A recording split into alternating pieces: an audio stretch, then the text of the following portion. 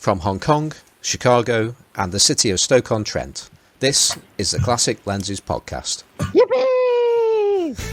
Hello and welcome to episode 121. My name is Simon Forster and I'm joined by Johnny Sisson and Perry G. Hello, Johnny.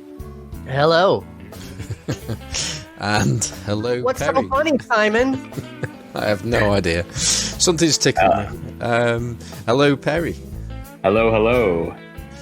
And we are also joined by a returning guest in the form of Nick, Renaissance man Lyle. Hi, Nick. How you doing? Hello.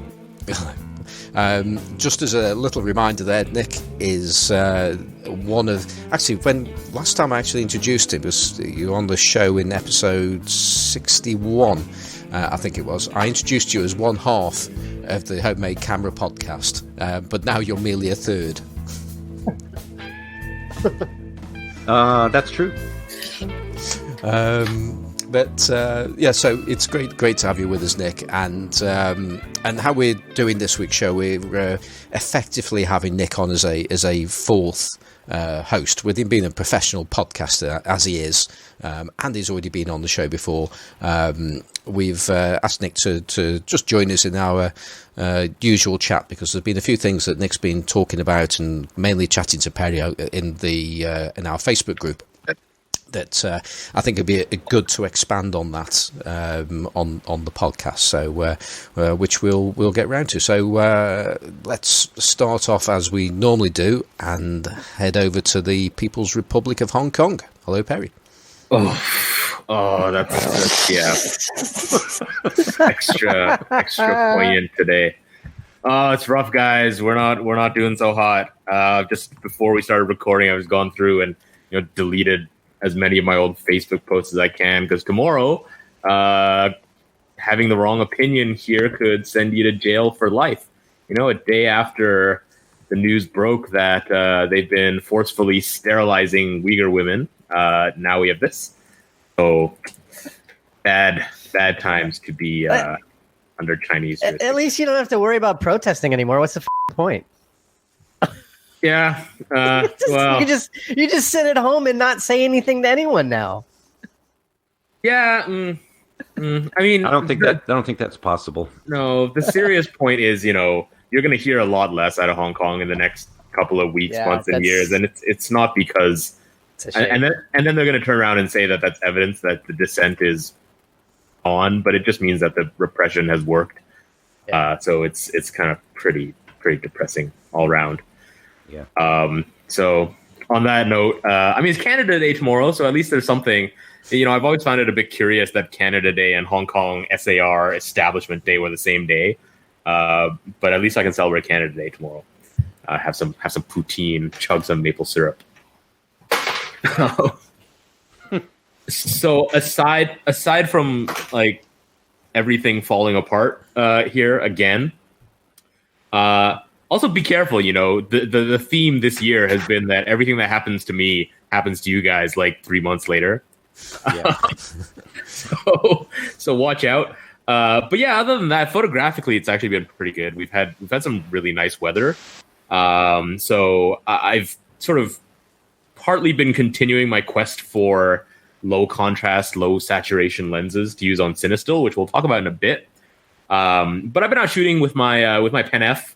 I got that Schneider Kreuznach Xenon that Johnny and I have consecutive serial numbers of on my Pen F via a lovely adapter, and that's turned out quite nice. It's a lovely little lens.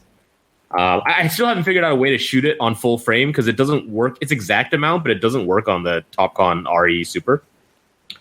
And I've tried to get it on my Spotmatic M42, but that doesn't work either.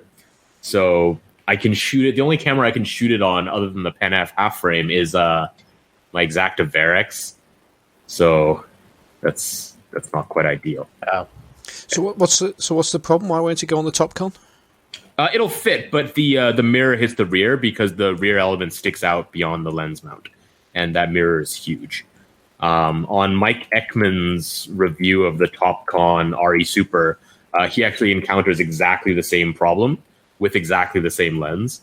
and so that's why it won't work. I can't. It doesn't work on mine either. So I can third that experience.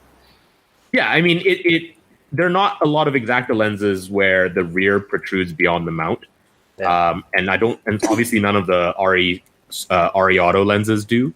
So I guess when Topcon made the RE Super, they just weren't thinking about people putting stuff like that Xenon on it.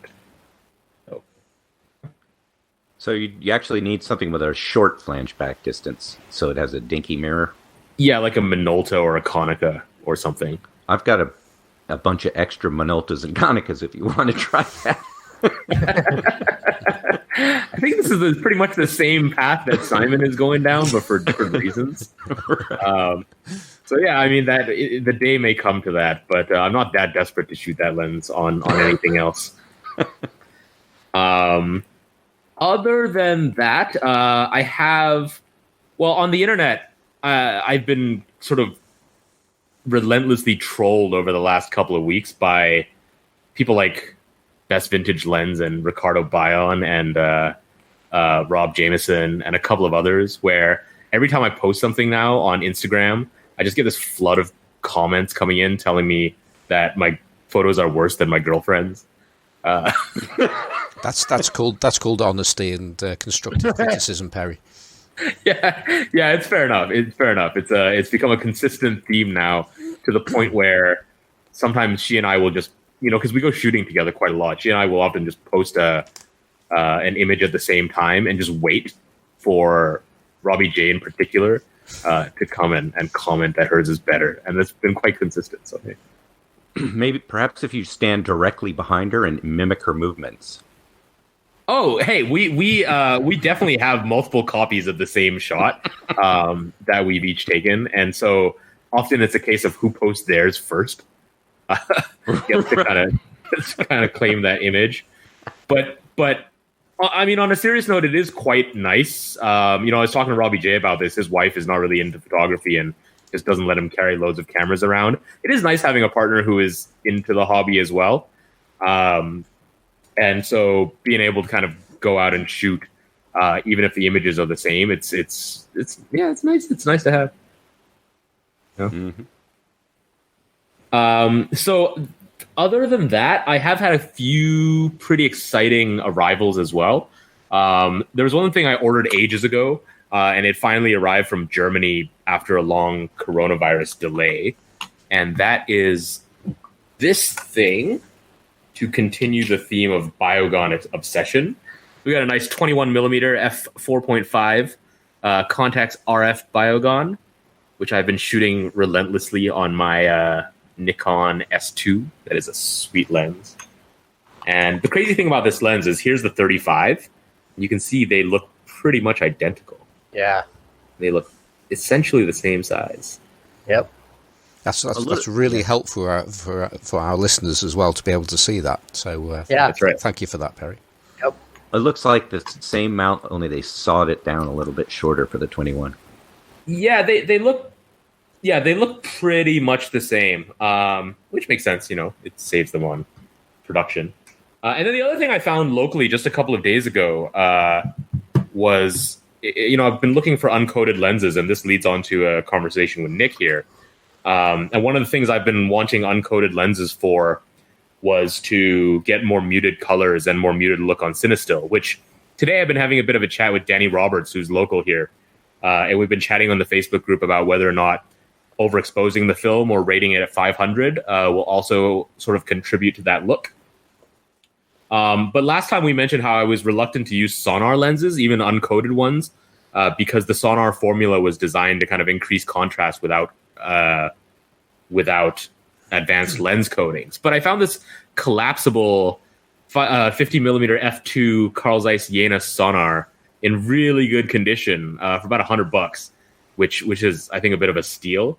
And this lens is just gorgeous. I mean, look at this thing. Once again, listeners can't see it. But I've had one of those rabbit ear sonars on my want list like forever. The uncoated ones, exactly like you have there. Those are really cool lenses. Yeah, and this one, the front element is really clean. There's only a couple of cleaning marks. There's no haze. Yeah, it's unusual. it came with a Contax 3, which that camera is a huge pain, so I'm not going to use it. But that was a nice kind of freebie as well. But this does, I compared this today against the 1.5 Opton sonar on an Amadeo on digital, and they do look really different. The colors are definitely a lot more muted. But I was just reading earlier today or last night about an effect on uncoated lenses that I've seen but never really understood. You guys know about blooming? That sounds familiar. Yeah, so it's the idea that.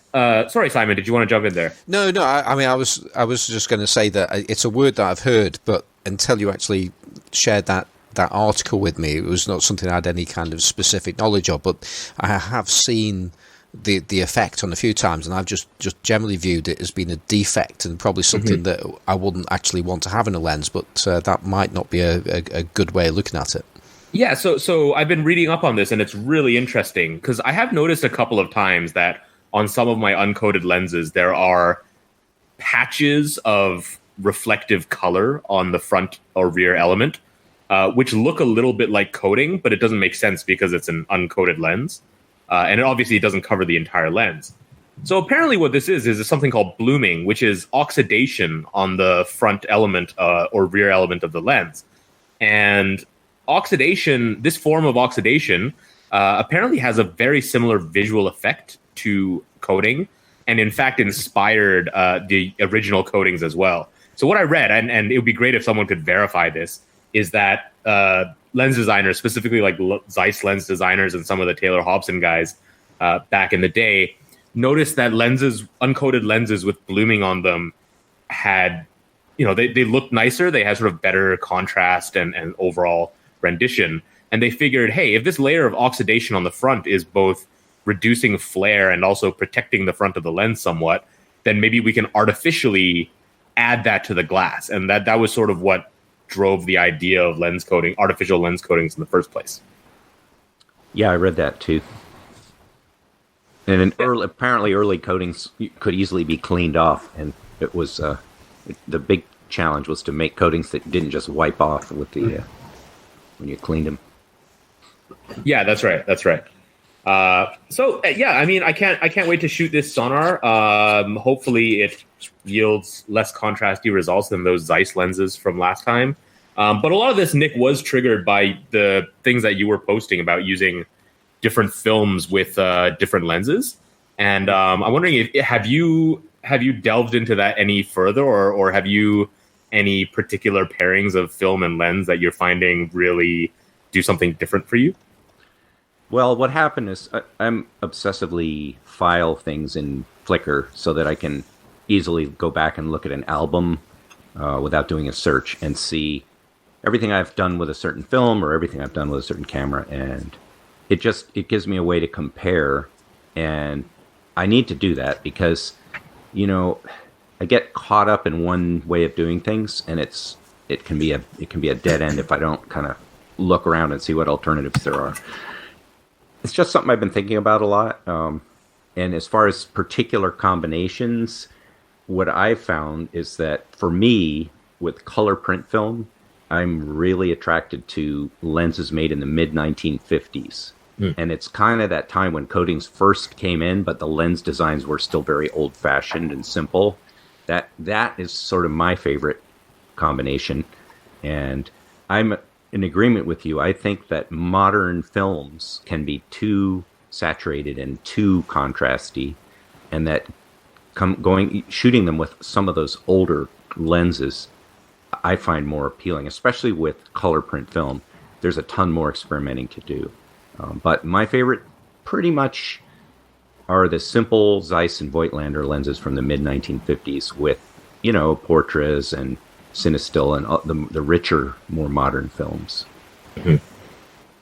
So on Voigtlander lenses, I have been looking at one for the last couple of weeks where I've never played with it before. Have any of you tried the Voigtlander Septon 50mm f2? No. None of you? Okay. Yeah, I've been eyeing that because it looks really cool. I think it's DKL mount, and that's the main thing that's preventing me from getting it because that mount sucks.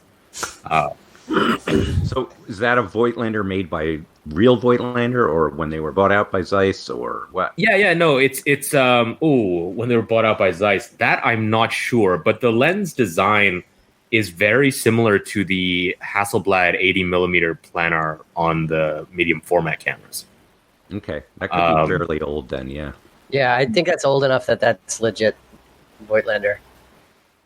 Okay. Yeah, it looks like a really good lens. It's a little on the pricey side for a 50, and I don't want that mount, but I was just wondering if any of you had used it. I think that's an amazing batch of lenses. So right before Voigtlander flamed out, they were doing amazing things. They were already kind of I think the primary or the primo lens, makers, and they were doing really, really cool stuff right when they went down the tubes. Yeah, I really love the fact that Amadeo has made a proper coupling adapter for the prominent lenses.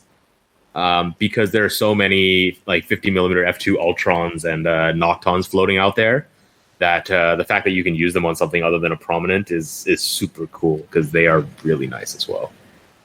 Yeah, I've got some interesting 35 millimeter cameras that are pretty well shot. They're beautiful machines, but for some reason Voigtlander rangefinders seem to just fade into invisibility, after a few decades. And I've been tempted to start pulling lenses off some of those to put on other things that are easier to work with.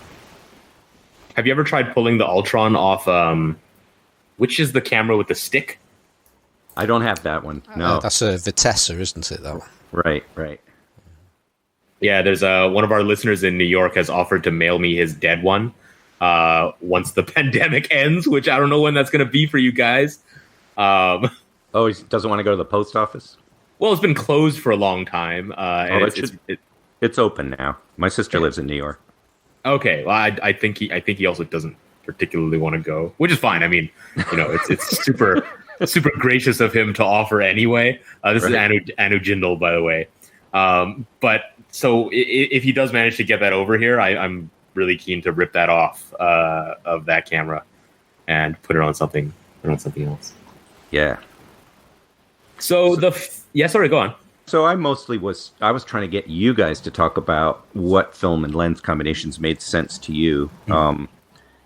And the reasons were interesting to me, because the reason I like these older lenses is because of what they do to color. Mm-hmm. I feel like when you kind of let the middle tonalities come to life, that's where you get a lot of great color. And the contrasty lenses can squelch color when you get into subtle stuff.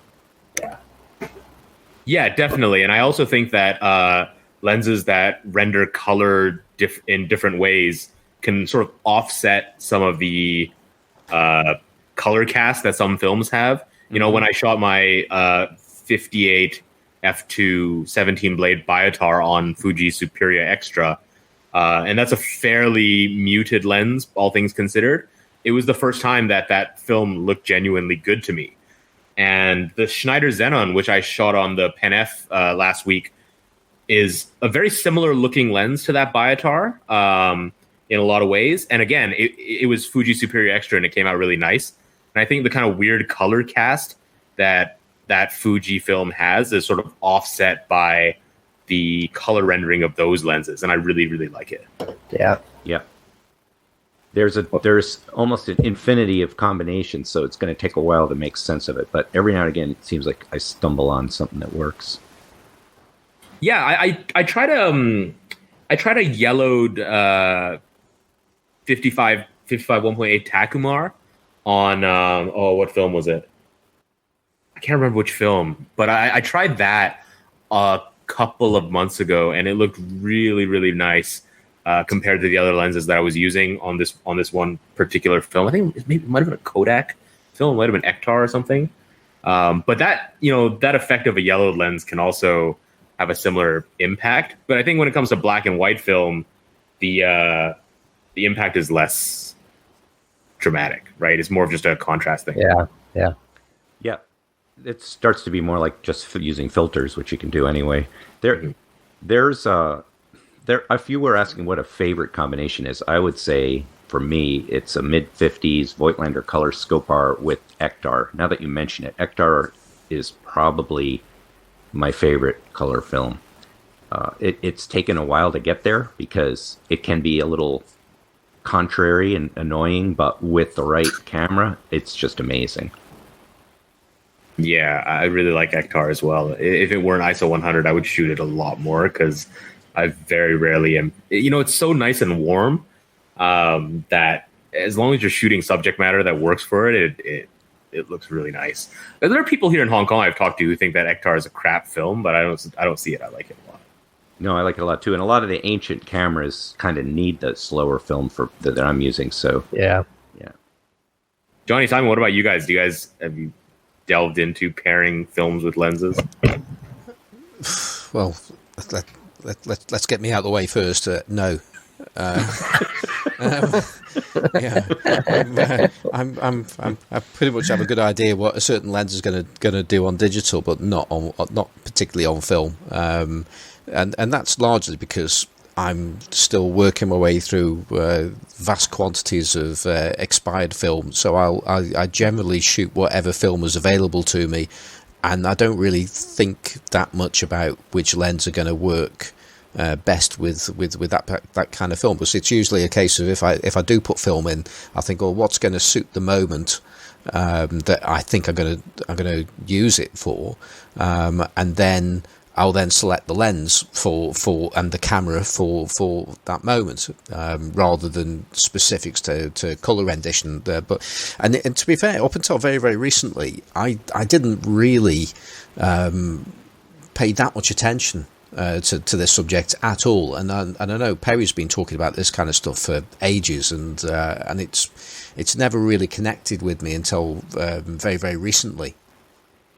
especially with Perry's relatively recent odyssey for crap expensive lenses. So through that journey, I do understand now where he's coming from, and it is interesting. But it's also a case of the film that I have. It's pretty much, generally speaking, pretty middle of the road stuff. So it probably needs a bit of help in most cases. I'm not shooting at night, and it's more just general photography rather than anything special as such. If I'm trying to do anything deliberate, then I may choose a very specific film, and I'll come on to something that I did this week. But like if I'm shooting with large format, it's usually a case of shoot the film I can afford to shoot, which is almost always going to be black and white. And again, with me tending to shoot older film, it sort of comes out relatively similar anyway, and I tend to be shooting the similar kind of speeds as well. So no. Is the answer. Well, on making that decision, one of the things that I've been doing, which I think helps a lot, is putting different lenses on a digital camera first and just keeping the white balance constant, so the camera doesn't sort of override any color effects of the film. And that's a really nice way of seeing different color rendering. Yeah. If you're just sort of shooting the same scene with a bunch of films, and then when you see like, oh, this lens is significantly, greener or cooler than this one, then you can maybe make some decisions on what films you might pair it with based on those results. Yeah, I think with digital though, there's a couple of things. One, you've got a lot of flexibility to ramp up contrast after the effect in post processing. Far more ability to do something quickly and experimental in digital than you will have in film. So I might choose if I'm going out on a sunny day, I might decide not to choose a particular lens because I just know it's just going to struggle. That kind of thing. But interesting, something I've started to do, and partially since I've been doing these, having using my camera as a webcam for our chats, and I put myself in black and white, and I've started to actually shoot a little bit when it's black and white in the viewfinder of my Sony.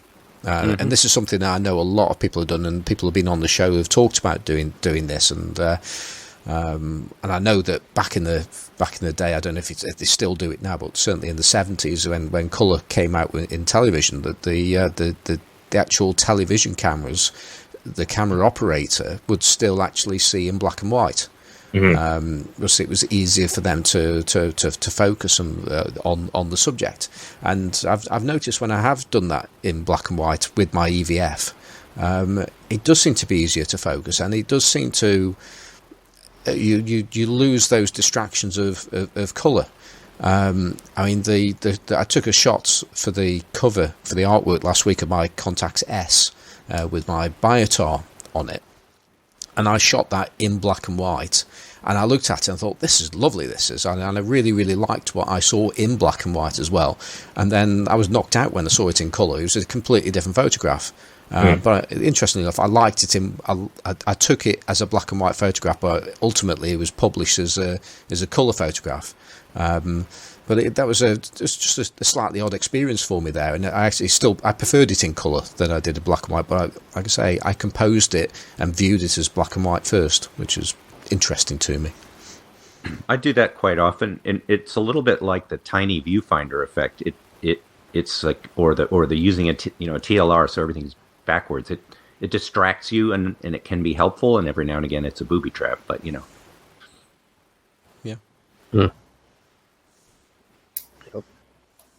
I think it's easier to focus on where the light's coming from if you've got a black and white viewfinder. It's that seems it first for me anyway. I can sense the tonality better with black and white. Yeah, I mean that makes total sense because some colors will jump out at you more. Certain tones of reds, yellows, greens, even. Because when you have a black and white photo or a black and white image, the brightest parts of the scene are what your eye is drawn towards. So it makes total sense to me that if you have a distracting, busy color scene, that the light might be sort of, creating brightness in one part of the image, but then a particular color might be creating perceptual brightness in another part of the image. So your eye's kind of not really sure where to look first, right? Yeah, and I was shooting the other day with a Rolleiflex, and that has kind of a dim viewfinder, and I was just looking directly at it with glasses, and instead of using a loop, and that had a very similar effect. I couldn't really get that interested in the colors, but you could definitely see where the bright lights were very, very obviously. I thought it was, for some kinds of photography, I think it's helpful, not always. And that kind of brings me around to where I've been going lately, which is I've been focused on what lenses I like, and then instead of feeling constrained to use the camera they were designed for, trying to create a camera that I can mount that lens on that is easier for me to work with. And it's not that different, but it's more like instead of adapting lenses to cameras, I'm adapting cameras to lenses now, and that's really kind of got me going in a new direction, and it's got me a bit out of my COVID funk and back out in the woods taking pictures again. So it's a good thing. Awesome. So let's talk about one of those, specifically this one. Yeah. So I'm holding a Nikkor 75mm f2.8 in Bronica S mount up to the webcam, and I know this is something that you've been playing with, and you have totally opened my eyes here with this camera and this mount, because during our sort of COVID lockdown in Hong Kong, I spent most of the time adapting random stuff to my Pentax 6.7, and it was kind of fun, but almost nothing gave me infinity, or very little did. And then you started posting all of this stuff in our Facebook group about taking a Bronica S lens and helicoid and putting it on. Are you putting on a speed graphic? Yeah, because it doesn't have a shutter, so it's got me creating cameras out of. I had several old broken speed graphics with a lot of parts missing, but the shutters worked. So I'm using those as a basis for cameras that can take system lenses. Okay, so this system is pretty magical, and there's a couple hours before this podcast goes out for people to, anyone here to go on eBay and grab any remaining ones before the price goes up. Or you could have looted Central Camera and got that one too, because somebody looted the one that we had in the front window. Yeah. Oh man. Well, I walked into the Shot on Film store, which is this new and amazing store in Seattle that is now mostly processing film for people, but they have this giant collection of old cameras and lenses. And they're not really an online presence. Well, they're online, but you can't see what's in there unless you go in the store. And it's the first place I went when I just sort of dared go into Seattle and go into a store again as things quieted down around here. And I just had to question them for quite a while before they like brought out an interesting lens for me to look at, because they're not letting people in the back where all the stuff is. So you have to stand there saying, show me this, show me that, and in the front. And out came this lens, and I knew nothing about Bronica. So it worked backwards. I started with just the lens and tried to figure out what the heck it was, because it's a peculiar beast. I think maybe you should describe it, Perry. Yeah. So am I right to say then when you bought it, you basically bought it like this with a lens and a helical? Yes. Okay, because you posted a question on our group about this, and I was so confused because to me it sounded like you were just asking how do you dismount the lens. But I'm like, surely that's not what he's asking. So the unusual thing about this mount is the camera looks very much like a Hasselblad, except that it has the focal plane shutter and a mirror. The shutter is not a leaf shutter in the lens. The lens is a two-part, so there's a helical that the lens attaches to. But what's unique about this lens system is if you focus the lens to minimum focus, a little button pops out here, and you can dismount the lens. So basically, from the helical. So basically, the idea behind this camera is you have one helical that is sort of fixed, that you keep attached to the camera, and then all you do is you attach different optical blocks to the same helical. And there's a distance scale on here for 50, 75, 135, and 200. Which are going to be the most common lenses you find anyway. So in essence, I guess it's a similar concept to like a Contax RF rangefinder where the focusing mechanism is in the camera, except here you can remove the helical part as well. So does that make sense? Yeah, and it's historical. So the first Bronica S cameras didn't have that. They had a helical built permanently into the body. That's right. So they had already designed an optical block bayonet system. And then they found out that was limited, and so they came out with an S2, which had they created a bigger opening and made the helical removable, so it would be more flexible. But it created a reason for a whole bunch of additional ways to attach things that wouldn't have happened otherwise. Yeah, and it's an interesting system. You know, for people who don't know the system, there are lenses made by Komura. There are lenses made by Bronica, including a very fast 80mm f2.4. And then these Nikkor lenses, I think, are some of the finest medium format lenses that I've used. But the other thing that makes this camera kind of distinctive is the shutter is very, very deep inside the camera body. Like I could pretty much stick my entire finger into the camera and not touch the mirror. Which means that the rear of the lens protrudes really far back. So when you mount it into the camera, it at least with this 75, it becomes quite compact. So unlike the Hasselblad, where the 80mm is going to stick out a reasonable amount, this has a filter on it, but literally it sticks out maybe 3 centimeters from the camera body. Right. Most of the lens is inside the camera, which means the flange back distance is tremendous. It's over 100 millimeters. On the Bronica, yeah. But it's shorter than a Pentax 6.7. Not the flange. The flange is very long, but the working distance that you have to play with is significantly longer than a Pentax 6.7. Exactly. And so this brings us to the fun part, because while you've been putting on a speed graphic, I have figured out that you can do stuff like this, where what I learned from you, which I did not know, is that there's a 57mm thread inside the helical after you unmount the lens. How did you find that out? I just was reading, trying to understand this thing. And so I actually read about it before I saw it. And then I took my lens apart and found it there. But the reading claimed that was somehow so that other lens makers could easily adapt lenses to their helical. But what I also found is that thread is how they attach extension rings on. Yes. And so there is a whole bunch of extension ring parts that give you the option of using a bayonet mount or 57mm helical. And then I found that Russian RAF camera outfit makes adapters that screw right into 57mm threads. So. Yeah, I don't think any third-party lens manufacturer actually made lenses for this system. So the bellows and the extension tubes, I think Johnny in the last episode got really excited about a bellows system for the Bronica S2 for some reason. But I think those were the kind of native things made. But yeah, so after, on your recommendation, I ordered one of these M57 to M42 adapter rings. And I think you told me that 135 millimeter lenses or whatnot would be kind of ideal to put on.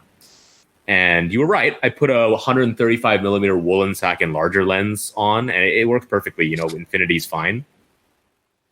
But what I really wanted to see was, because there's so much space in the camera, I was thinking I should be able to get at least a 75 millimeter lens working, and my 9 centimeter f4 Lights Elmar optical block working with infinity, which I can't get on the Pentax 6.7.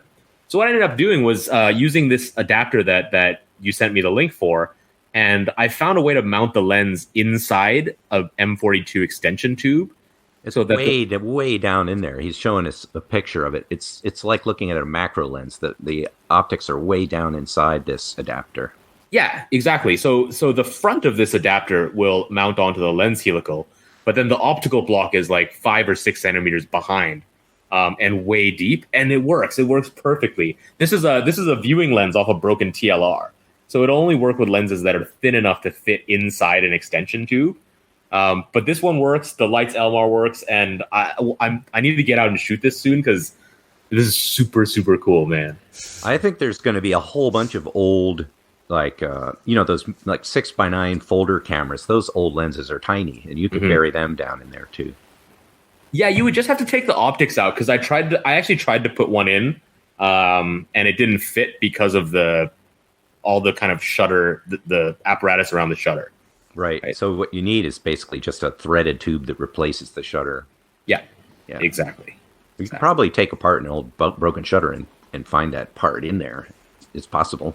Yeah, probably. Or basically just grind off the shutter until it's out of your way. So have you managed to get this lens onto your speed graphic? Yeah, I have it on. I had a 4x5 speed graphic, the really ancient kind, pre-anniversary, the oldest ones. It was in a camera store, and someone had already stripped it for parts, but it had just the bellows, the shutter, the box, and the Graphilock back, which is all I wanted. And that lens I was able to take the front standard from an old Bronica, bellows, macro bellows. I took that off, and it just dropped right into the front of this contraption that I've made for another 4x5 camera that I'd converted. Basically, it's a front standard, adjustable front standard contraption so that I can get a lens deep inside an old Graflex body for the shorter focal lengths. And anyway, it's this Rube Goldberg contraption, but it lets me focus the lens to infinity and use the shutter. And I just was using it the other day. It works great. The only problem is that this speed graphics, it needs some work. The spring's sort of tired. So I basically only have 4 shutter speeds, but they go from a 30th, 100th, 1 320th, and 1 700th of a second. So it's a good range, but you got to use a lot of aperture adjustments in between. But the other thing I'm really excited about with this, and I'm also shooting Mamiya 645 lenses on a baby speed graphic that I converted by putting a bayonet mount at the right distance. And that thing is super fun. But the thing that I like about it is that these are really fast lenses. I don't know. You've probably seen pictures of this thing, but it gives me a ground glass or viewfinder scale focus camera that'll work with, by changing the flange back distance, any system lens for medium format. So there's this whole world of bright, fast lenses that weren't really available, at least that I couldn't afford to use on that type of camera. And those are my favorite kinds of cameras to use. I like to either preset and shoot where I'm just thinking about framing, or if I'm going to screw around, then might as well have ground glass and really take your time. That's kind of the way I roll, either extreme. I'm not that interested in SLRs except for 35 millimeter, because it feels like you're sort of defeating the purpose to use a big, heavy, awkward camera that you're supposed to shoot fast with. It just doesn't really click for me, unless it's just kind of old press camera style point and shoot with a viewfinder, where you really preset everything, you're comfortable with it, and all you're doing is framing. So I like cameras like that, and now finally I can use these really cool 60s and 70s lenses that are fast and interesting on that type of camera. So that lens you just had mounted onto the board, was that a Mamiya 645 80 1.9? It's much smaller. The camera is not as big as you think. That's this one. Let's see what it is. I think it's the 80 2.8. Okay. Yeah, it is. Yeah, I don't have the 1.9. That's kind of pricey, and it's huge. But yeah, this would be a great camera to use it on. I could just click it right on the bayonet. What kind of coverage do you get? Oh, so that's something I'm working on figuring out. So this camera goes up to a 6:9 format, and I have shot it now, and I need to get the film back. It looks good on the ground glass, but that can be very deceiving. So I'm confident that the 645 will cover 6x6. I think it'll cover 6x7. I know that the Bronica is supposed to be a 6x6 lens, but it easily covers 6x7, which is nice. You've got more format options. The 645 lenses look really good, and of course, if you're shooting a close up, then they will easily cover 6x9. It's just finding out whether they do it at infinity. And like I said, it looks good through the ground glass, but until I get the film back and look at the results, I won't know for sure. But it definitely gives you more format options. It's just a question of how big it'll go. I'm just thinking, Nick, this will be, and you're probably best qualified to explain this than any of us. You just say there about how a lens will cover a relatively large film or sensor when you're doing a close-up shot, but not necessarily out at infinity. I'm just wondering if you want to explain to our listeners why that might be the case. Yeah, sure. So it's because when you focus a lens, the closer the object is, the farther the lens it becomes from the film. So if you look down at your helical and you turn it to focus on a close object, you'll see the lens literally extending out from the camera.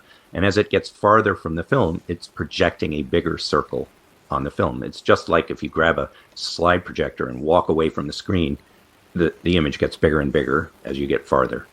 If you think of a lens is basically a projector projecting on the film inside the camera. And so, for instance, I can put a M42 adapter on. That's another reason I really like these cameras, because now that I'm using a bayonet on an old-fashioned camera, all the adapters I own can work. So I can just grab all my digital adapters and start sticking them on there. And so with an M42 lens, you can cover 4x5 if you get close enough to the subject and have a long enough helical or bellows to get it far enough from the film. And that's another whole fun area, is that I'm starting to use M42 lenses on this M645 setup, and get close enough and you can easily cover 6x9 or even 4x5. I must admit, I really like the sound of that. You end up with a lens that's known for certain properties when you're adapting it to full frame or whatever, but you have the potential of magnifying all the properties of that lens and putting it onto a much larger format. That's incredible. It works especially well with the longer lenses because of working distance. So you can put a wide angle lens on there, but you end up a centimeter away from your subject. Yeah. I find the sweet spot is like in the 105 to 135 millimeter lenses. And that's kind of nice too, because like 135s are cheap and they're sort of boring to use on a 35 millimeter camera. But if you stick it on a medium format camera and project it on a 6x6 or 6x7 film, it's a whole other animal. It's completely different. Yeah. I mean, I've got a Taiya 33, which is a 300 millimeter f4.5 for 6x6. Wow. And it's easily covers 4x5 at infinity. Not a problem, and I've put it up against my half plate camera, which is just shy of 7x5, no problem at all. And I've got temporarily, I've got a 10x8 camera, and I've free lensed it against that. And again, it seems that you might actually even cover 10x8, but it may well be more of a case that it covers it more at the closer focusing. So I don't know if it'll give you the full at infinity, but it might actually work. I mean, it makes me want to get some paper and do a paper negative of this and put it on the 10x8 and put somebody at a portrait distance, and it may well work. Yeah, so that's got to be done, hasn't it? So it's fun. The most extreme version of that I'm building towards is I found a Nikkor process lens for a ridiculously low price due to a fluke, and it's a 610 millimeter lens, which at portrait distance is going to give me a 1-to-1 macro image of a person from the waist up. So I'm going to need a piece of paper that's the size of, a poster to use this thing, and I'm going to have to build a giant box camera to attach it to because it weighs a couple of kilos. It's huge, but it's a whole. It would be a really insane thing to shoot on paper that size. So I think it's going to be really something else. But I'm going to have to also build a wheelbarrow to lug it around. It's going to be big, but it's again finding a lens and then having to build a camera to use it properly. You should do it though, Simon. It's good fun.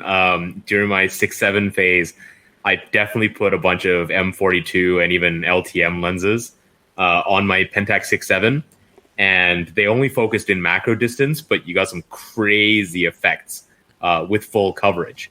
But on this Bronica, the thing that I'm most excited about is the fact that Lights Elmar 9cm f4 totally covers at infinity. And so I think, this lens, which is, a Tessar rangefinder lens, but designed for 35 millimeter film, when I shot it on my 6-7 at sort of close range, it rendered in a way that was unlike any medium format lens I'd tried, because the details were just a lot finer. The tones, you can almost tell that it was designed to resolve on a smaller sensor, right. Because there was just like a different texture to the details.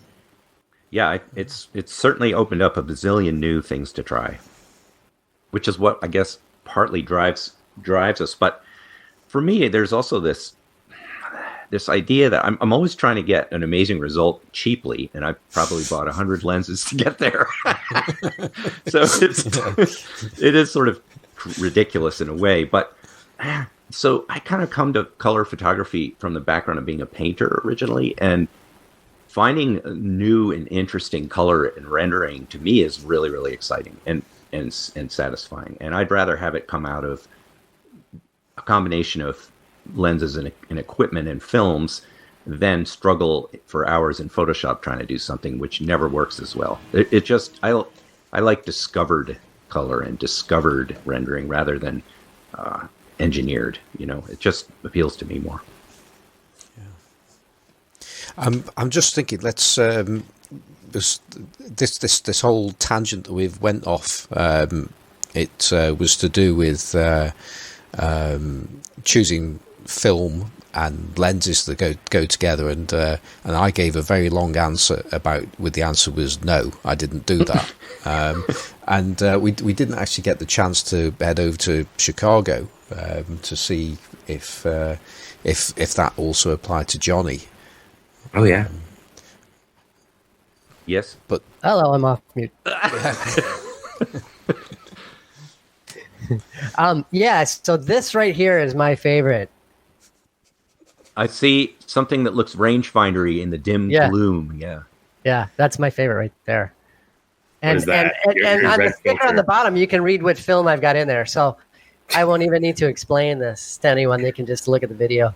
Johnny, your red filter makes it impossible to see anything. Oh, he's got a celebrity filter on his camera, right? Yeah. Everything's deep red. I have a series... A series filter. It's a series. I think that's a series 5 drop-in red filter. So that turns this into a dark room. Nice. Now we're in the Except dark. we can't see what you're holding up in front of your camera. Oh, all right, here. I'll hold it up without that. So this camera. Of course. So and you can see right there, the camera says it's made for color. Right? So I put that film in that camera. Optima But 200? Yeah, but I don't usually have this film. This is like a 12 exposure roll of Optima 200 that's been in here for a year.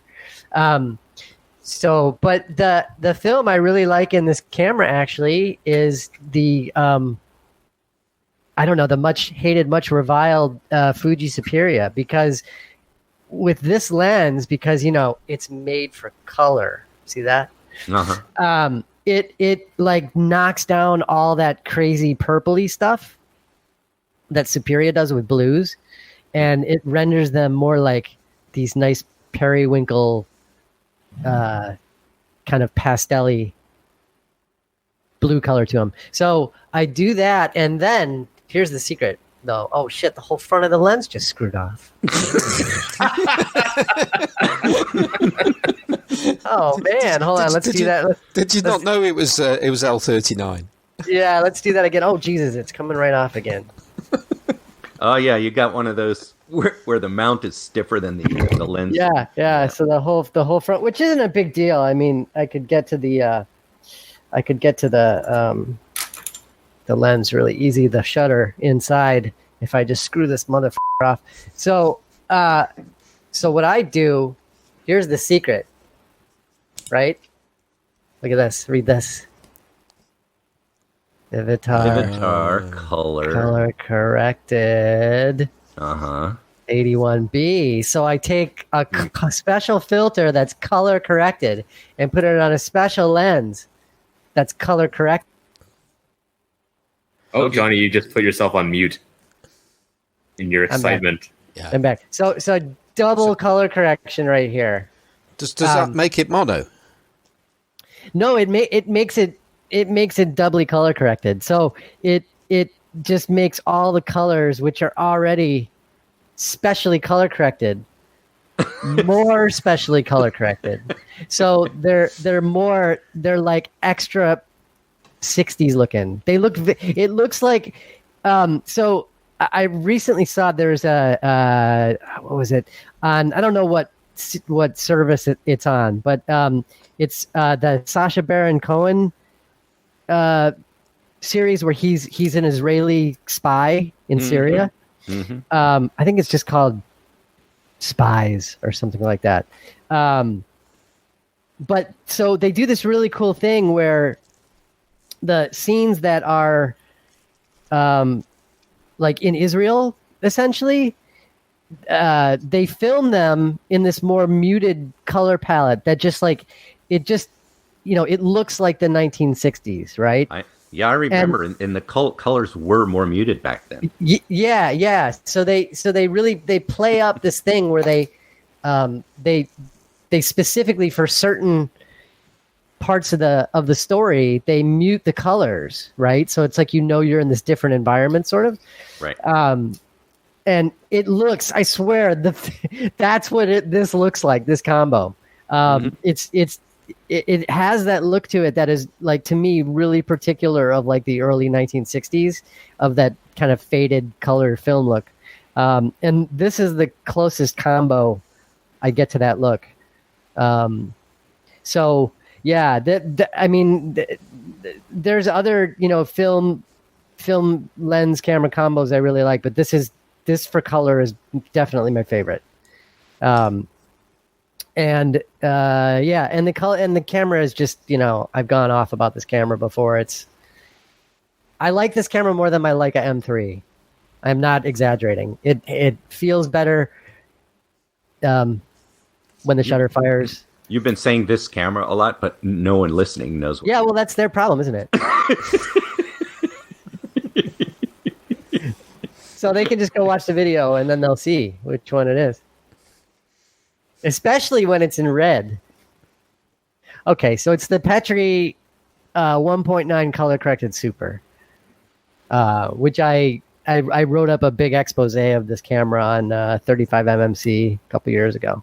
But this is my favorite camera for shooting anything in color, and it's a it's a fixed lens rangefinder, but I like it more than most of my other cameras. So that's my big favorite, because it's great because I can just use standard shitty film in it, and it makes it look special. And it has a special feature with a detachable front element, apparently. Yeah, and apparently I just learned this. The whole front element screws it off, which I think I knew because Mike Ekman services these things. And I can probably do it again. If you unscrew this front element, you basically get right to the shutter, which is kind of makes sense. Yeah, it's kind of handy. So apparently it just screws right off, which is cool. But I don't want to screw it up, so I screwed it back on. So the rear element is behind the shutter, right? Yes, the rear element is behind the shutter. So it's just like a normal lens. It just has a leaf shutter built into it. And you can see it's all on the front, right? You've got the aperture and the shutter right there in the front, and the helical behind. So I mean, it's a typical fixed lens rangefinder arrangement. You could probably stick a lot of things on that camera if you find the right threaded connector. Yeah, probably could. But I mean, it's obviously the optics are, built as a group. So you got the front and the rear. So it would be a mismatched front block on the front. So I have a strong favorite when it comes to color, and I mentioned Ektar before, Ektar 100, but the camera is a Voigtlander Perkio from the mid 1950s, and it's got the 80 millimeter color Scopar lens, and there's something about the way that works with any of the new films, but especially Ektar, that nothing else can do it. It's unique. That's my favorite. What about I know Simon doesn't seem to have thought about this, but you might have a favorite if you think about it. Are you mostly shooting black and white? Or do you have a favorite color film? No, I literally just shoot what's available. So if you're using expired film, then it's a crapshoot. So you can't. It's not consistent enough. But I'm taking the view that although I started with film, I feel I'm more experienced on digital than I am with film, and I feel that I'm on that journey kind of thing, if you like, with film, and finding things that work. And if I find something that works and I particularly like it, then I'll probably stick with it. But to be honest, it's not actually that often I actually find something that works as well as I expect it to, or I would like it to, or if it does, it just happens to be something that I'll never be able to get again. And because I got some really good pictures out of some what's it called? One of the Russian. In fact, I've got the empty case of it here. Looks like OTO 100, and I think this is one of the weird ones that came from Eric Kasluis to me. That's just Astrum. That's it, Astrum film. That's just heartbreaking, though. I mean, if you that's the problem with expired film. I got some expired Portra that some photographer had kept in a fridge, and it was the best film I've ever used. And there was about 5 rolls, and then it was over. Yeah. Well, this stuff I developed it in. It's not Perceptol. Another one of the fine grain developers. And I'm not a fan of grain. In my recent years, I'm not a fan of grain. And I forget what it was. It's an Ilford film developer.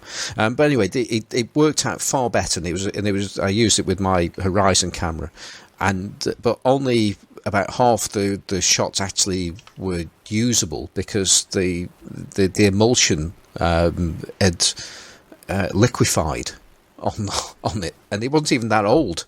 It was only recently expired as well, but yeah, as you say though, I was very happy with that. But would I buy another roll? Would I risk another roll of this stuff. It was a nightmare as well to load into a tank as well, because it's probably like aerial reconnaissance film or something like that, and it's like wafer thin, So you had no idea you even had it in your camera properly, because the canister weighs more than the roll of film that was in it. So yeah, I'm trying out different things, and I'm getting closer to using stuff that's almost in date now. I did actually shoot a roll of Portra that Perry sent me as well, and that produced some really, really nice shots with my medley. So, though interestingly enough, I think there was some contamination on that one as well with the backing paper. I've heard of contaminated backing paper before. I'm not sure if it was with Portra or not, but I've definitely had a bit of an issue with that. It wasn't too bad, but it sort of made me a little bit wary, if you like.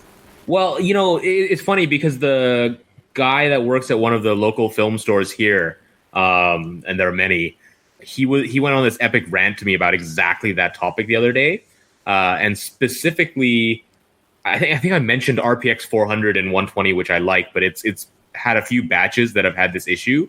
But specifically, the issue seems to be when the film is transported, when it goes from cold storage to warm to cold and then warm, and you don't really know, where it is. So he went on this rant because a lot of his customers at the camera store have ordered like bricks of 120 film and had, one or two rolls in there that have had backing paper stick to it.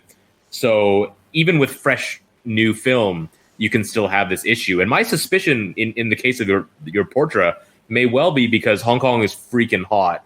I had that stuff in my freezer.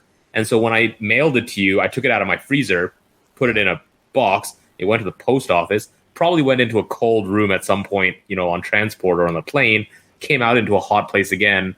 And basically the guy at the shop was saying there's not a lot you can do about that if the film is just going from hot to cold all the time. It's not going to happen on 35 millimeter, but on 120, it's just an issue that happens, and not like I've never seen that, but I live in a very temperate spot. Oh, really? But they were saying at the shop that sometimes even if it's fresh, because it's moving around, I think he was saying that Fuji films don't have that issue and Kodak films don't have that issue. It's some of the films that are made in Europe. Even a few batches of Ilford have had that problem where I think, when they go on route somewhere, they travel, for example, from the UK, from the Ilford factory to like Spain or Germany, then goes through Spain before it gets rerouted. And so by going from a cold place to a really hot place, and back and forth, and then things get screwed up. Whereas, Kodak and Fuji, their factories are in more temperate places, so those issues, or they did something with their backing paper to prevent that. Right. Wait, but Portra is Kodak, so I don't know. Yeah. So, do you have a favorite, Perry? Do you have a favorite? So what I'm thinking when I say favorite, I don't really have favorites, but what I mean is there a lens and film combination which never fails? That's kind of what I'm after. Yeah, a couple. One I think is kind of contrary to something you posted in our group, because you were talking about how you like Portra with old lenses, to take sort of some of that edge off of the modern Portra. But I really like Portra 400 with the Zeiss ZM sonar. It's not that modern. Well, the ZM is. But it's still sonar. I mean, but modern coatings, right? Okay, yeah, right. But it's the least kind of, I guess, modern lens design of all the ZM line. Right. So I just find that for skin tones in particular, that combination just blows my mind time and time again. Other than that combo, I really like my Chiyoko 5cm f2 LTM with Cinestill 800T or Kodak Vision 3 500T. I think that's my favorite one because there's two versions of that lens. There's a version with a red C, which is the coded version, multi-coded version. And then the version I have is the non-C version, which I think is single-coded, not uncoded. And that has really nice, it's got muted colors, but without the massive reduction in contrast that some some old uncoated lenses, everything just kind of looks a little bit washed out. Right. Whereas the Chiyoko kind of maintains that kind of local contrast and detail while washing out the colors a little bit. And I think it looks fantastic. So going around to Johnny again, is there like a never fails combination that you can think of? Oh, hold on. Am I muted? No. Nope, you're there. Oh, I'm not muted. Okay. Sorry, what's the question? So it's a combination of film and lens that just never fails, that like never disappoints. Oh, I mean, I don't know, because I pretty much only shoot really like 2 films, so I guess my never fail combinations are just by trial and error. I've just narrowed it down to two films that just always work. What are they? So it basically, well, I shouldn't say that. It's more like 3 films.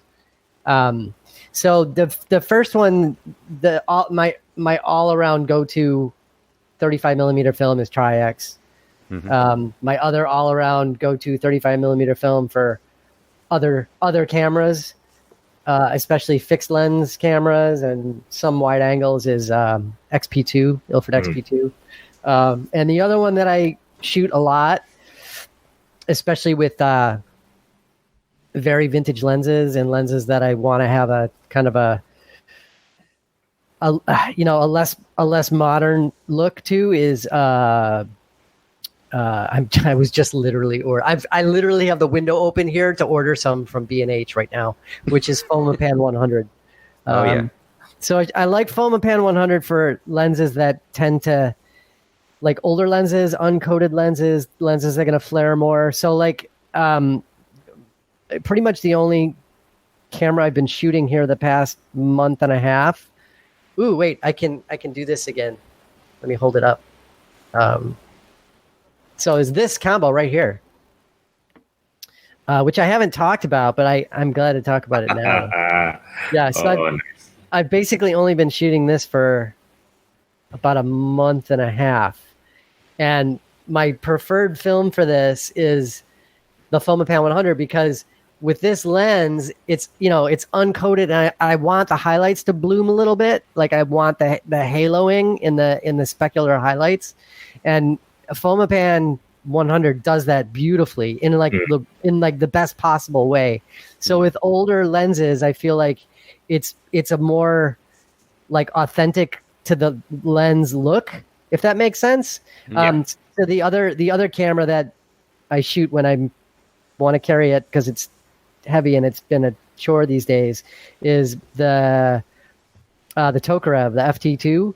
So the FT2 is the other camera that I shoot Pobean in a lot, because I want I want it to have that look, that older sort of vintage look that just, to me, it's more authentic to the lens. Mm-hmm. Like, it almost, to me, Pobean being a Czech film, right? It almost has that more like Eastern European look to it. And I'm not going to screw around buying expired Soviet film. So to me, it's the best kind of option, and it's cheap. I was just putting Pobean 100 in my shopping cart. Let me zip back over to Safari here. It's $4.99 a roll for 36s. I mean, what? That's nuts, So yeah, I mean, you can get 10 rolls of film for $50. I'm down with that. And so anyway, but I really like the look of that film in particular. So really, those are my 3 in 35 millimeter. Those are really my 3 go-tos: is Tri-X, XP2, and Pobean 100. So Johnny, you haven't actually said what that thing you just held up was. Oh, that's okay. They'll see it on the video. It's it's the Barnacky looking thing. So this is my Canon 4SB2, which I got this a few years ago, and I got it serviced by Yoshin Yi, just to get it like kind of tip top, because it's in beautiful condition. So he serviced it for me. I can't remember what was going on with it. I think the low speeds felt a little sluggish. So he overhauled it, and I hadn't really been using it much because I wanted the right lens to put on it, and so I got. I haven't really been buying anything, seeing as I'm unemployed and such, and unemployed and ill. So I kind of decided, well, I'm never going to work again, and I'm probably going to die. So I'm just going to buy this lens and enjoy it. so I got I found an amazingly stupidly cheap deal on the Lights Elmar 35 millimeter 3.5 uncoated 1937. I think it's 37 or 39, in really great condition. And I think it was so cheap because dumbasses prefer it marked in feet rather than meters. And this is marked in meters, which I definitely prefer. And they seem to go for less money for whatever silly reason. So I got it at a shockingly low price considering how much these are going for. And this is really all I've been carrying around and shooting. It's like pure simplicity, and awesome. Obviously the Voigtlander 35 finder on top. And it to me is just like pure photo simplicity, like zone focus, simple sunny 16. You know what I mean? It's just so it's been like I don't have to give any thought at all to shooting. I just been carrying this around. So that's been my go-to. But I was kind of I've shot a bunch of different film in it because I ran out of FOMA 100. So I had some FOMA 200, which is the T-grain film, which I put in there, and then right now I've Tri-X in here, but I'm just shooting Tri-X at 100 instead of 400. So yeah, that's my other go-to for, I guess, certain camera lens combos. You finally got that lens. I did, yeah. I just kind of said screw it and I bought it. So, because I haven't bought any lenses in forever, it's like, you know what? There's just not a lot that I even really want anymore lens wise. But this lens, there's three Leica LTM lenses that if I had unlimited funds, I would want to own. This one, the 1.5 Sumerit, again, the older one, and the 28, what is it? 28 5.6. 5.6, yeah, the Sumeron, right. So those are really the only three Leica lenses that have ever had a great deal of interest in, and I'm not going to get the other two because they're in craziness land price wise, but I don't really need them anyway. I mean, I've got plenty of other choices, but to me, this lens, the 35 Elmar, there's something really, really special about the rendering of that lens. I mean, it's basically Leica's first wide angle lens. I mean, it's, people don't really consider 35 a wide angle anymore, but it was definitely considered wide angle back in the day. Oh, yeah. So it was sort of their first, wide angle lens, and it was really kind of a big deal when it came out. So and they made it for a long time. They made it for many, many years. But I specifically wanted the uncoated version to shoot, to get that kind of particular look with. The Johnny, the other combo that we have discussed before is XP2 with the Voigtlander 21 millimeter color scope art. Because right. I think that lens, is a pretty sweet lens as far as ultra wide goes and bang for your buck goes. But compared to especially the Biogons, I find that the way I would describe it is it has a significantly lower micro contrast, definitely, and significantly higher what I would call macro contrast. In that the tones are not very subtle in the gradation from black to white. But exactly. The kind of overall contrast of the image is quite strong. That is the best description of this lens you could possibly get. So here's another visual aid. This is the Bessa L-Pan with the 21 millimeter Voigtlander on it. I shoot that on a Bessa T. It's one of my favorites. Yeah. Yep. And if you can see in the little window, there's my XP2 Super. Mm-hmm. So I found the XP2 Super with crop Pano 35 is like the perfect combo, and especially with this lens. Because like the crop panel 35 stuff, I like grain. I mean, I'm a grain lover for sure, but I don't want the grain to be obtrusive in and of itself, if that makes sense. Like I like how it looks in a full 35 millimeter frame, but on the crop 35, I feel like it becomes too much about the grain versus the lens, and the XP2 Super like solves that perfectly. So that's a C41 film, and it interests me that's the case, because what I've been doing with that lens is shooting color print film, and then digitally processing it as monochrome. Yeah, it gets you the same place basically, lower contrast and right, good midtones. Yeah, exactly. So that, to me, like that 21 millimeter lens, I had one of my go-tos is the 15 millimeter Voigtlander, and the 21, it would just kill me because the contrast is so much different between those two lenses. Yeah. And once I figured out the XP2 Super was the right fit for that lens, it like solved that problem completely, because it's just like, it's one of the most perfectly aligned film and lens combos that I can think of. So to me, it's like, I think we had a conversation about this recently. To me, it's a very urban sort of film. It has a certain kind of tonal range to it that, to me, really fits with like urban landscape stuff versus maybe nature landscape stuff, if that makes sense. So it I don't know, the separation of tones in the mid-tone area is what always bothered me about that lens, and it's just that with that film, it's just a complete non-issue. So yeah, that's definitely a go-to combo. Yeah, that makes a lot of sense. And it's got a knob. It's got the knob. Yeah, you put that knob on there, baby.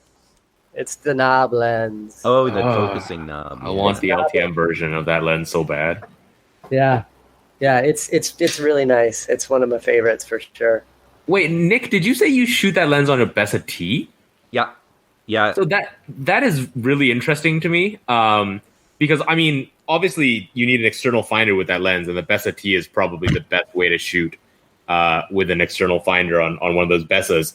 But I've always thought of the Bessa T as a like longer lens camera, because the fact that you're using just a magnified rangefinder patch lets you focus like absurdly accurately. Oh yeah, it's probably the easiest to focus with long lenses. I just hardly ever use long lenses on rangefinders. I just don't. Yeah, me neither. Fair enough.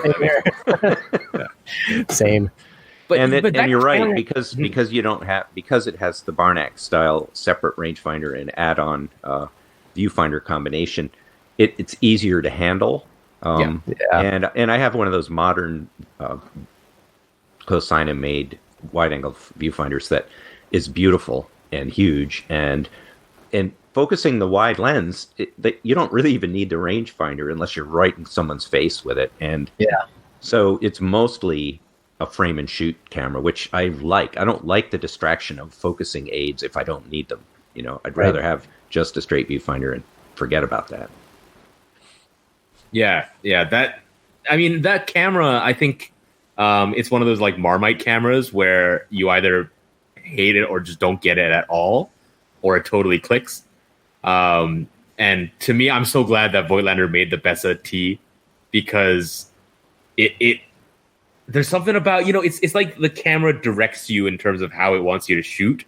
And I really like the fact that they made a modern camera that's like, we're not giving you a viewfinder, we're just giving you a rangefinder, and do with it what you want, right?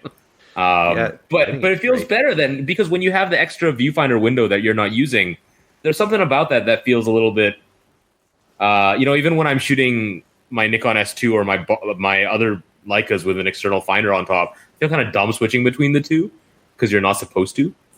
But then in the case of a Bessa T, where you're still switching between the two windows, but you're supposed to do that, and it feels better to do it that way, Yeah. Yep.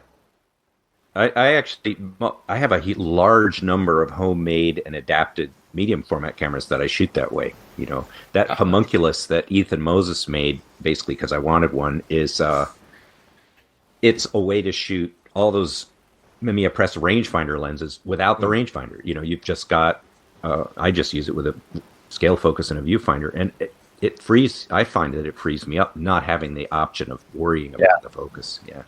Especially with the wider lenses that I tend to want to use. Yep. And one of the other things about that giant viewfinder that Kosainen made one that's fun is that I've used it. So I've been adapting Minolta lenses to the Bessa T. I have a, M mount to Minolta mount adapter. And you put for wide angle, I haven't yet to get around to getting any M mount real wide angles beyond 35, and that 21. I do have the 21, but the rest of mine are all sort of waiting for some other day to spend the money on. And but you can put a 28 or a 24 Minolta right on that tiny little camera, and when you look through that viewfinder, you can see the entire top of the lens. So you can scale focus with your eye to the viewfinder. You can. Oh yeah. You can and sometimes even see the aperture setting. So it's such a wide angle viewfinder that you can see the whole lens sticking out, and that's kind of fun too. Nice.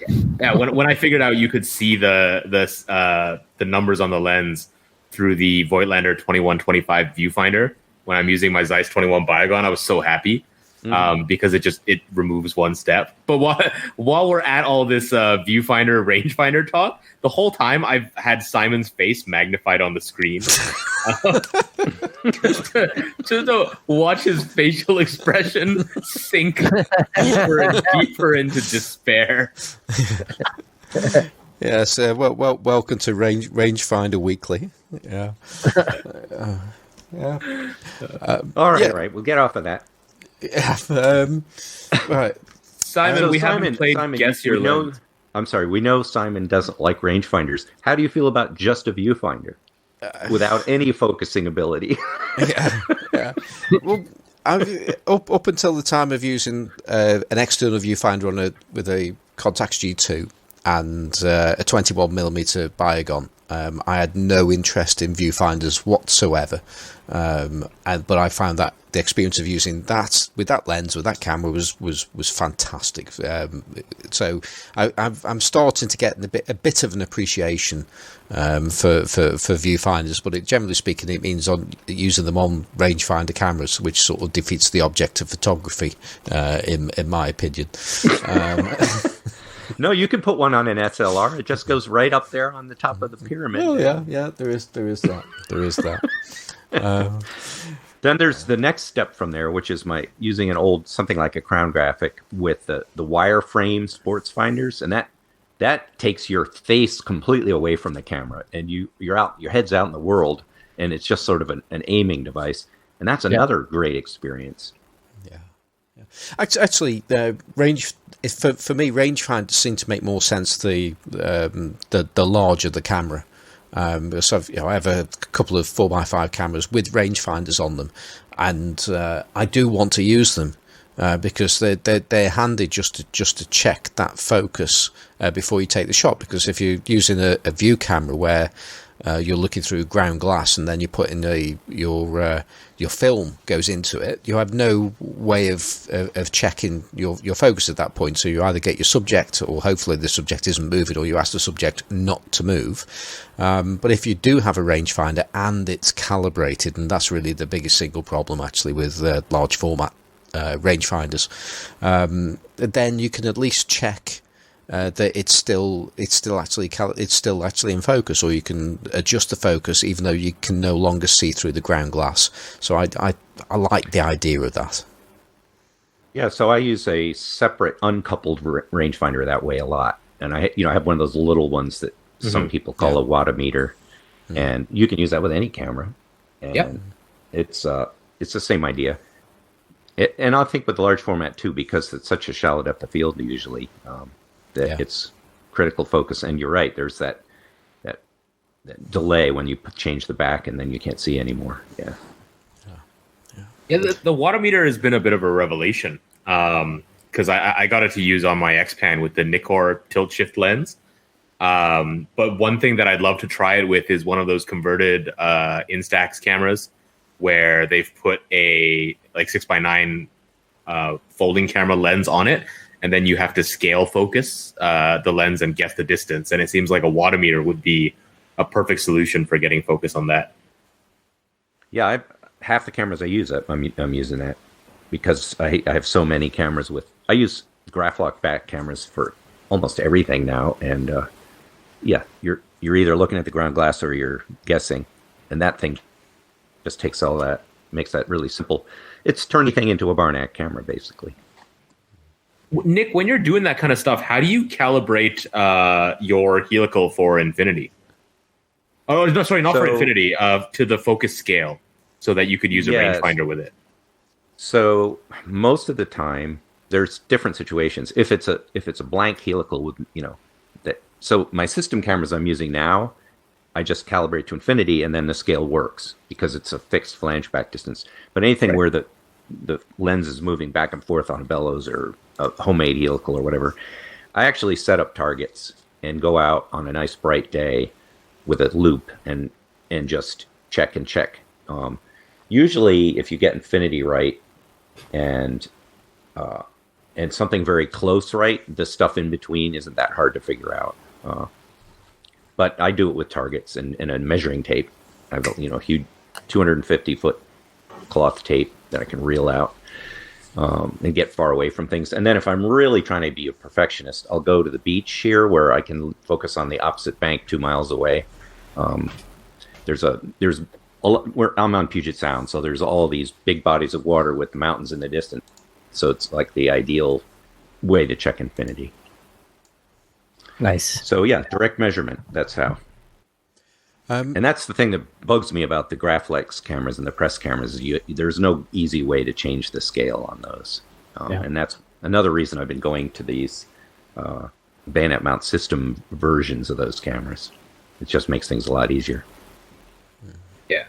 So, Simon, you have kind of been mostly doing the opposite of Nick, right? In terms of using giant-ass lenses on large format rather than lenses designed for smaller formats on large format. Would that be right? You're nodding your head, so yes. Well, like the Aero Ektar, what's that designed for? It's aerial reconnaissance, right? Yeah, 5x5 inch roll film, I believe. And you've been shooting it on what, 4x5? Yeah. Okay, so slightly larger, good downsizing. Yeah. But have you tried, apart from the Tire, have you tried it sort of the other way around? Yeah, I have, and I did last week with a light 200mm f3.6 Elmaron projection lens. I saw that pic of your dad. Yeah, that's it. Yeah, and that was just a test shot just to see if the focal plane shutter worked on the micropress, and it did, along with the 30-odd year expired film that was in there as well. But yeah, that's I don't know exactly what that's for, but I believe it's a medium format projection lens. But again, it's sort of at the longer end. I mean, just to give people an idea, a normal lens, which we on say full frame, we usually talk about something in the vicinity of 50mm, and you go up to 4x5. And actually, I was thinking earlier, I mentioned a 6x6 lens going on to 4x5 and how I was impressed that it managed it. Well, that was going from 6 centimeters by 6 centimeters onto 4 inches by 5 inches, which is considerably bigger. But sometimes when we talk about the terminology, we can get a little bit we can forget how it can actually sound if people don't actually know what we're talking about. But the Light Elmar projection lens, I know it's a medium format projection lens, but I don't know specifically what it's for.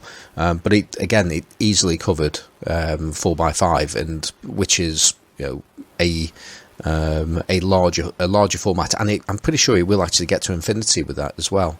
And when we were talking about earlier on about the Tear 33, which is again that 6x6 lens, as in 6 centimeter by 6 centimeter, working on a 10x8 inch camera, that 300mm, which we're used to that being a pretty long focal length, in the telephoto range. That is just a normal lens. It's like the equivalent of a 50mm lens on a full frame camera. I'm not entirely sure where I was going with this, but I just felt like I need to just explain why what those numbers mean and how they work. Yeah. I have one more question here for you, Nick, because my buddy Mike Epstein over here in Hong Kong, we've been chatting about something. We're not really sure if it's possible. Maybe you've tried it. He has a Mamiya C330, and he's been trying to figure out whether it's possible to mount those lenses onto a lens board and use them on like an Intrepid or something. Because I think you can separate the viewing and the taking lens. So for any listeners who don't know what these are, it's a TLR with interchangeable lenses. Right. So you can basically a lens board with both lenses on it that you change the whole thing. To get a matched viewing and taking lens. Yeah. So because it seems possible to separate the viewing lens from the taking lens, do you know if it's practical to mount that taking lens onto a lens board and use it on something else? Oh, absolutely. And I know Graham Young's done that with C330 lenses. So sweet. you can use the shutter one if you want to have a shutter coming with a lens. So it's a different source than stealing them from large format, medium format. But the other thing is that the taking or the viewing lens can be really interesting because they're designed as a focusing aid and they're pretty weird optically. So if you've got a camera with a shutter, you can play with those. The most recent one that I have, because I've never used any of the C330 stuff, but I just found a orphaned, let's see, what is it? It's a Xenotar 80 millimeter 2.8. And it probably came off a Rolleiflex, but I found it all by itself in a dusty shop in Tucson for $40 and mint condition with a working shutter. And that thing is a great lens. I'm starting to use it and play with it, and it's really fun. It's free of the Rollie, so I can use it on bigger formats. It covers at least 6x7. So anyway, that's fun. And yeah, those are a great source of lenses. So would you mount that just by screwing a retaining ring onto the back of it? Because there's a thread, right? Exactly. At least that's what the one I have is. And they did make that lens for other cameras, so I don't know for sure it came off of it. Yeah. It may have been for something else, but it's just like a large format lens. It's got a retaining ring and mounted in a shutter, and you just stick it right on. It's a little bit big, so it will go on lens boards. I tried it on the Century Graphic, which is the baby sized, and it's almost too big because it makes it hard to operate the aperture lever or dial on it. So I've got it on the next size up, which is the 3 1/4 by 4 1/4 Graflex.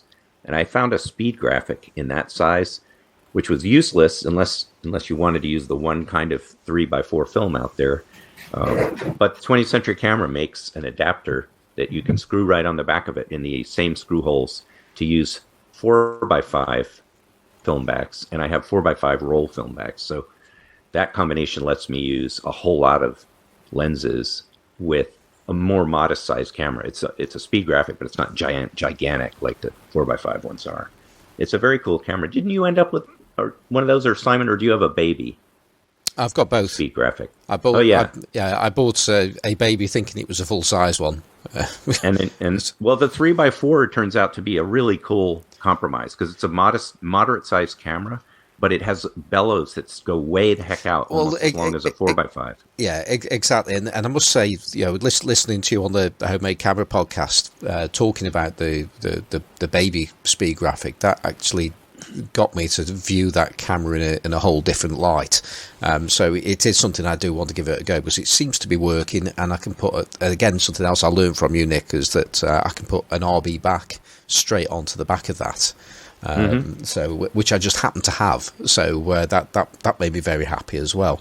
So I do want to give that a go, and that's the other thing about, okay, so it's not strictly a large format camera, but it works exactly like a large format camera. But large format photographers are the original adapters of lenses, because there were relatively few standard lenses as such. You'd buy your camera and then you'd get yourself a lens, and then you'd, in many cases, make a lens board and make the thing fit. Large format photographers have been adapting lenses for as long as photography has been around and large format photography has been around. So and it's great fun, and I've got to say I'm really enjoying using things that were never designed to be used on a large format camera, whether that be just because it's a lens of a smaller design, or using projection lenses. It's easier to use a projection lens on a large format camera than it is to do that to a digital camera, because you've got the bellows to help you with the focusing. It's got its built-in focusing helicoid, except it's bellows instead. So it's simple. And you've got a huge range of formats and films once you get into using roll film on them. So one thing I'm doing is I have an ancient Cambo rail camera, and that thing has gigantic lens boards. So I'm putting all sorts of different adapters onto those lens boards so that I don't have to unscrew lenses from, I don't have to mess around with a spanner. So I've attached pacemaker Graflex front mount right onto a lens board, so those lenses can just be stuck right on that camera. And I've got an M65 threaded one on another lens board, so that all the stuff I use on M65 helicoid, so I can just screw right on there. And I keep going and adding more and more things like that, so that I really want to be able to use every lens on every camera without too much faffing around. Yeah, well, that's the other thing. I mean, I've spent, it seems like, the first half of this year making lens caps for various cameras and things, and now it's only really just dawned on me that, well, I've created mounts for lenses that I can use those designs and slap them straight onto a baby speed graphic as easy as I like. All I need to do is just making a lens board. That's easy. So that's something I really need to be giving that a go. And your rear lens cap is almost an adapter if you just cut a hole in the back of it. Well, exactly. That's exactly it. That's exactly it. So I'm that's interesting, exciting times ahead. Now I've got an eye on the clock. And I know, Nick, that time is running out for you as far as this podcast is concerned. So I think this is probably a good time to start winding things down. We had quite a few other things to talk about, because technically speaking, we've only actually done what have you been up to, Perry, in this podcast. We never even got anywhere onto the rest of us, but it's we have absolutely covered the areas that we really wanted to cover with you, Nick. So thank you for being with us with that. And chatting those things through. Now, before we disappear, and this is to all three of you guys, is there anything else that anybody wants to get off their chest before we do things like shout outs and things like that? No, not particularly. No? Johnny, Perry? Nope. Okay. Well, let's just quickly. I mean, just photographically, or just in general? Just in general. I don't know. I don't know if I want to give you the floor that wide. But no, don't go in general. I don't want to get arrested. I just heard that KARL Reiner passed away, so I'm. I'm a bit sad about that, but that's not really getting anything off my chest other than being very sad for missing KARL Reiner, but yeah. Well, I actually did think of one thing, which is that I was on this show less than a year ago, and it feels like it was 4 years ago. It does. It really does. It's weird. And every damn thing that happened to Perry has happened to us. Certainly me. It's very, very strange. It feels like everything is a contagion, like that races around the whole planet in a couple of months. Yeah. Okay. Hopefully you guys don't have a similar crackdown from your governments then. Well, we have the advantage of an utterly incompetent government, which is the only thing saving us from a crackdown. Yeah, he'd love to do it. Nick, I have a totally unrelated question for you. Unrelated to cameras, unrelated to the world around us. You're basically near Vancouver, right? Yeah. Is it spot prawn season for you guys? Oh, probably. Is that not a thing across the border? Oh, it is. It is, but I don't really pay that much attention. Okay. Those are they're if you haven't had BC spot prawns, any listeners, those things are so damn yummy. And get them while they're in season because they're delicious. Yeah, they're good. We have the best crustaceans of every kind. We also have the finest crabs. The Dungeness crab. Oh, I had crabs one. Yeah, but not as big as these. Oh, I don't know. They were pretty big, man. They were. I was naming them and everything. You have to go up 3 or 4 pant sizes for these crabs. Oh, okay, all right. Right. Well, I think on that note, I think let's. We've got a couple of emails which we'll postpone for another week, and we'll also say thank you to those people that have donated to us, or we should put it a better way, have donated to the Central Camera rebuilding fund. I'm not entirely sure exactly what the correct name is for that, but anybody that's donating to us during the month of June, those donations are going to head over to Central Camera to help the rebuilding there. So thank you to those people. Yeah, yeah. Well, yeah, I was just going to say thank you indeed for those people.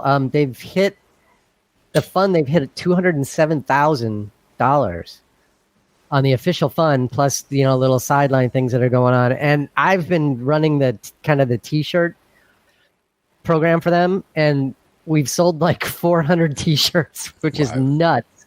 And they're actually starting to fulfill them. There were some long kind of COVID related delays, production delays.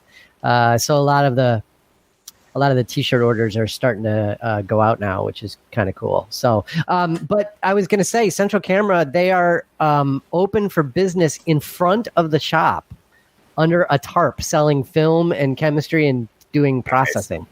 So they are legitimately starting to reopen. I think at first they were saying they're going to do it once a week, but they're almost doing basically every day right now. So if you go look them up on Facebook, there's pictures of them literally sitting out in front at a folding table under a little tarp thing with the boarded up windows behind them. So they're doing it, and it's just a little table, but they're selling film and chemicals and stuff. So it's cool. It's helping. So thank you. Yeah. And there is one other thing for you, Simon. We haven't played Guess Your Lens yet. That's very true. Very true.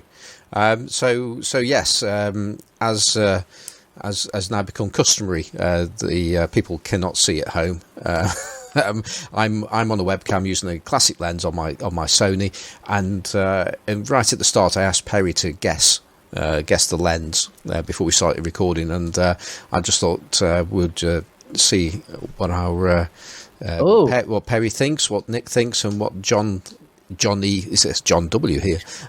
Johnny thinks of what my lens might be. I think you're on a Biotar 75. I was going to say a Zeiss 80. The hint in the background is the half moon bokakes. So I'm looking at those half moon bokakes and thinking about that. Yeah. So what is it, Johnny?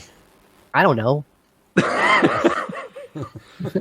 I don't either. Yeah. It doesn't look crappy enough to be your pets full, so it can't be that. The Jupiter something? No. I'll put you out your misery. By the way, it's a 50mm lens. So it's pulling a bit of a trick off there if you think it's longer than that. And it's a Petri Oracle Kurubayashi 50mm f2. I can totally see that. I have that lens, and I can totally see that, because that's why I was saying those half moon bokeh highlights around the edges are really characteristic of that lens. So that makes sense.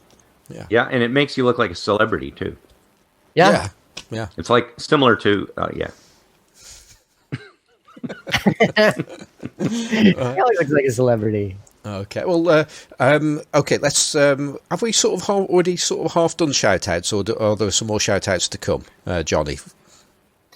No, that's all I had. I was just a little Central Camera shout out update. Okay. Perry, are you going to shout outs? Shout out to the Chinese government for being amazing. We mean it. Hugs and kisses. Yeah. I'll do a quick shout out for some breaking news that happened while we were on the podcast, and that was MikeEtman.com has just put out a post for his review of the Kia 15 TTL, which is a camera I was unfamiliar with, and I'm really, really confused looking at it, because it appears to be an SLR using Kiev lenses, which can't happen because that's illegal. I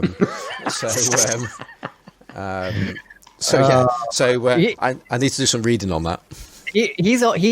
Mike is another one who's overdue for a reappearance here on the podcast. So maybe we can get him on and have him explain this. Yes, yeah, definitely. We need to get Mike back. So that's my shout out. Nick, it's been a pleasure having you back with us again, and it was actually back in March last year when you were with us. So it's well over a year now. Yeah. So no wonder. Everybody knows you from the fabulously popular podcast, the Homemade Camera Podcast, which goes out, is it once every 2 weeks? Is that about right? Yes. That's it. And that's with Graham Young and Ethan Moses. Where else can people see because we've not talked about what your day job is, which is pretty fascinating. We did talk about it before, but it's worth just reminding people what it is that you do, and where can people see the kind of things that you're up to? Well, most of my day job is making forged steel sculpture and architectural ironwork, mostly for public art contexts. But at the moment, I happen to be building a structure for somebody, which is something else I do now and again, and it dovetailed with everything else shutting down. One of the last things you were allowed to do around here is construction outdoors, and so I just happened to have a friend who needed a building built for them, and timing was good. But by this winter, I'll be back making sculpture again. That'll all be firing up again. So that's my normal job. The best place to see the homemade camera efforts of mine is actually Flickr, because I post a lot there, and also it needs love. Not enough people are around Flickr anymore. So Nick Lyle on Flickr. And if you want to see sort of a few pictures now and then, Instagram, I use Avynick, Avynick, as a handle. And that's the main, and I'm pretty active on your Facebook group. And the Homemade Camera Podcast Facebook group is also starting to really fire up. A lot of people have been joining it, I guess maybe because they're sitting at home wondering what to do. And so those are the main places. And I wanted to throw in one shout out, which is if you listen to the New York Times Daily podcast from Sunday, just past, there's a bio piece on Robert Frank, which is really worth listening to. Oh, yeah. Yeah. That's it. Okay, well, I just want to mention the Homemade Camera Podcast again, because I think it's for listeners of this podcast, there are a lot of natural crossover subjects that happen with that podcast. So those of you who are quite geeky about these things, which is pretty much everybody that listens to this show, I think there's you could get a lot out of that show, and certainly the earlier shows were detailed about how you what certain things do in a camera. And then the later shows are more talking about more about the general things, and you've been doing more guests recently as well, which have been absolutely fantastic as well. So great show, and so keep that one up, Nick. Thanks. That's it. So Perry, outside of this show, how can people follow you? You can find me on Instagram and Flickr at PerryG. And Johnny, how about you? No. Not happening. No. And so, if anybody wants to get in touch with us on the show, what are the best means of getting in touch with us? Classic Lenses Podcast at gmail.com, or simply go to the Classic Lenses Podcast website. But don't send the email from there, because it goes to Simon's spam folder. Correct. Yeah, and, but you should go there. You should go to classiclensespodcast.com. And you can check out all the notes from each episode, and you can buy T-shirts and stuff. So you should go do that. That's right. That's absolutely right. And Your voice has been a bit strange today, Johnny. We're gonna address the elephant in the room. It sounds perfectly normal to me, so I'm taking your guys' word for it. I don't think it sounds any different whatsoever to me today, so I have to trust what you're saying. I'm just thinking there are people that have never listened to this show before, and this is the first time they've tuned in, so they're going to have a bit of a shock when they hear you in other shows. So I thought I'd just give let people understand this isn't the normal Johnny, if there is such a thing. What the f*** is a normal Johnny? That doesn't make any. That's like a contradiction in terms anyway. Yeah. Special guest Eric Cartman for this episode with Nick Lyle. Okay, so we're not going to explain what's happened, but there you go. It's my fault, though. Apparently, it's Barry's fault. Yeah. Okay, well, on that note, let's finish things off. Our music is by Kevin MacLeod of Incompetech.com. It's called Octo Blues, and that's it. So I hope you've enjoyed this week's show, and if you can, be like KARL.